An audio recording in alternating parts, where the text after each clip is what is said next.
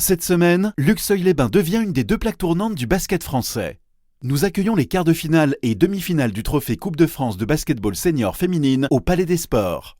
Samedi, à 17h15 et 20h, assistez aux quarts de finale. Dimanche 15h30, la demi-finale. Rouen, Reims, Annemasse et Strasbourg s'affrontent pour une place en finale à l'Accor Arena le vendredi 25 avril.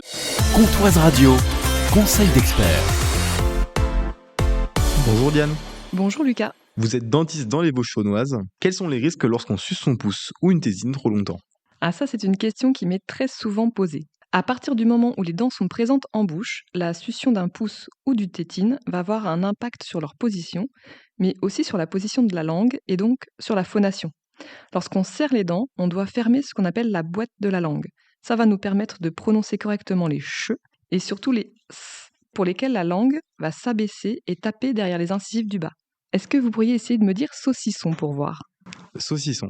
La succion de la tétine ou du pouce va créer une béance résiduelle, c'est-à-dire que les incisives ne vont pas se refermer correctement. La langue, au lieu de bien descendre et prendre appui sur les incisives du bas, elle va passer dans ce petit trou et créer un problème de prononciation. Et les dents dans tout ça?